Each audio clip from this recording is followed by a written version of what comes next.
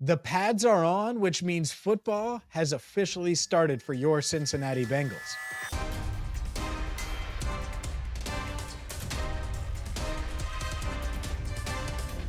Hi again, everyone, and welcome into Cincinnati Bengals Talk. I'm James Rapien of BengalsTalk.com. We're going to have you covered all season long, obviously throughout training camp. And make sure you check out Enter the Jungle, by the way. We discussed Joe Burrow this week. We discussed Andrei Iosivas this week, Jamar Chase's situation, and much, much more every Tuesday at 8 Eastern right here on CBT. But let's get into Bengals practice and what happened on Tuesday. First practice in pads, and Joe Burrow looked like Joe Burrow. Burrow completed passes to at least 7 different targets, 7 different weapons, 7 different receivers, however you want to call it, including 2 tight ends, and Drew Sample and Mike Gesicki for those guys. But whether it was Charlie Jones, Andrei Iosivas, Trenton Irwin, Shedrick Jackson, Kendrick Pryor, Joe Burrow was spreading the ball around with Jamar Chase not at practice. T. Higgins was out there, but still limited, not doing everything that you would expect. And they don't need him to. He did do some team drills, had 1 target that I could remember. Maybe had more that I'm missing. Point is, though, Joe Burrow looks comfortable, looks confident, threw a touchdown to Charlie Jones, threw a touchdown to Mike Gesicki, and looks exactly how you, me, the Bengals, probably how he hoped to look, expected to look through the first 6 practices, and he's participated in 5 of 6. I think the plan for Joe is for him to participate moving forward, and it's great to see because he looks like Joe Burrow. And I'm sure there's probably a 0.5% or 1% that he's trying to get back that the naked eye can't tell, that maybe even Zach Taylor can't tell, but he knows it, whether it's just a little more spin on the ball, how he flicks his wrist, all of those things. And that will probably come with time. But Joe Burrow has checked every box that you could anticipate and hope that he would have checked in the month of July. And that is a great, great thing for the Bengals. It's a great, great thing for him. And it's a great, great thing for people that watch or cover the Cincinnati Bengals. Let's get to the rest of this team because I mentioned Charlie Jones. He caught a touchdown, caught multiple passes from Joe Burrow, and it was his best camp practice by far. And it's wild to think about because I went into Tuesday thinking Andrei Iosivas had the lead at wide receiver 3, had a couple drops, but also had some catches in team drills, and he probably still has the lead. I liked how he rebounded from those drops where they would look like they were just concentration drops, rebounded, made some plays later in the period, later in the session, later in the practice, however you want to phrase it. But Charlie Jones had his best practice. And I was thinking about this. It's like, all right, well, is Charlie Jones wide receiver 4?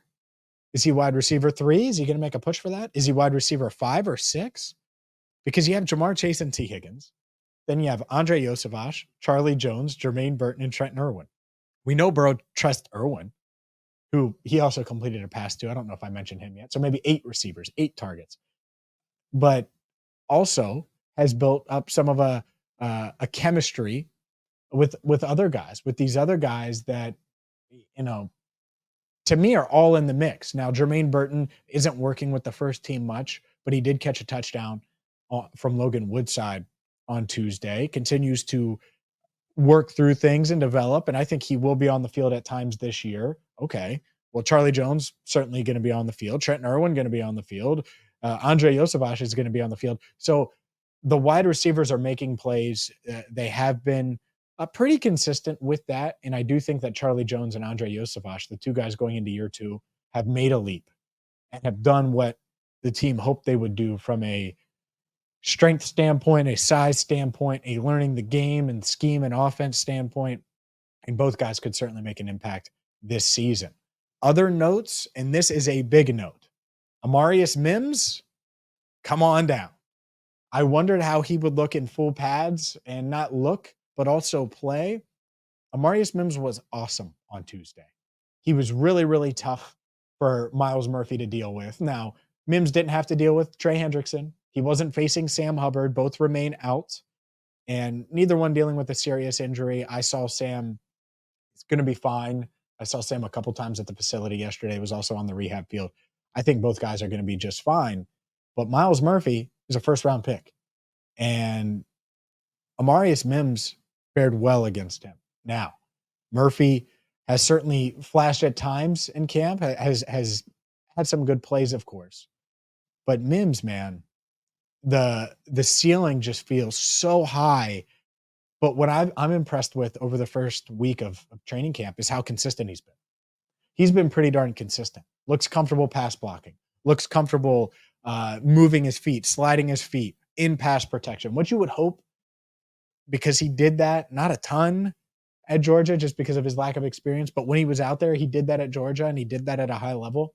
All of that is translated, and putting on the pads just made him that much more physically imposing, that much harder to deal with. So Amarius Mims stock rising, Charlie Jones stock rising. Mike Gesicki's stock is really, really high, and made an impact, had a touchdown catch from Joe Burrow and team drills as well. Let's get to another tight end, though. Rookie Eric All cleared earlier this week, the Cincinnati native coming back from an ACL in October. And Zach Taylor on Monday made it seem like, oh, yeah, Eric All, we're going to ease him back in. He's not going to be contact or in contact drills. Well, he was 7-on-7, got hit. First padded practice, gets hit on Tuesday. Not only does he make the catch, but he makes the catch in traffic. Jordan Battle is right there. And it's a big play from Jake Browning. So Eric All, someone who prides himself on blocking, someone who certainly is a quality route runner, and coming back from that ACL, looked comfortable out there. And so I'm excited about Eric All. The door is open for All to make an impact as a rookie, which we didn't know would be the case coming into camp a week ago when camp started.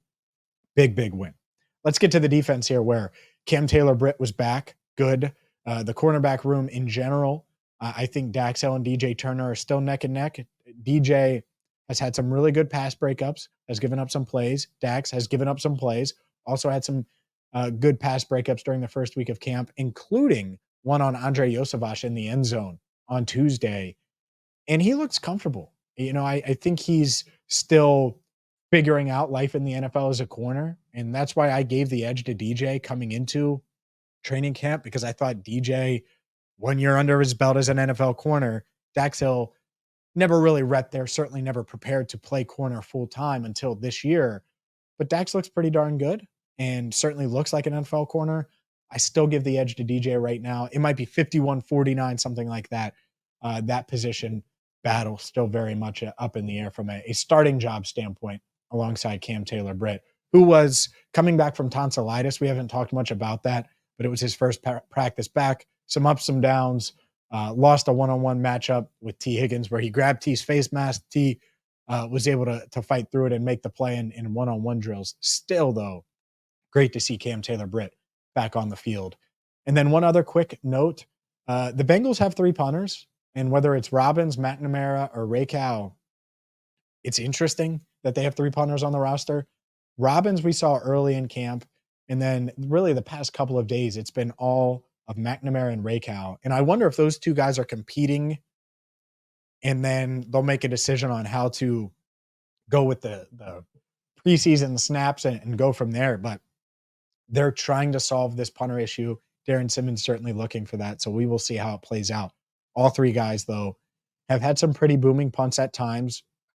All of them are punting. We're just not seeing them all during practice, with Brad Robbins taking a lot of his reps behind closed doors or on the other practice field behind the fans when we're watching 11-on-11, for example. We are going to have a ton for you right here on CBT. We already have a ton. Make sure you check out Elizabeth Blackburn on the Bengals' new locker room. The locker room is awesome. That is a must-watch video. I know you don't hear from Elizabeth much on this channel. Certainly a must-watch for Bengals fans. We had Lou Anarumo yesterday. Enter the Jungle every Tuesday at 8 Eastern, and we have a ton for you coming your way. So please hit that subscribe button. Please ring the bell. And for Andrew Foxmiller, I'm James Rapien. Thank you so much for watching Cincinnati Bengals Talk.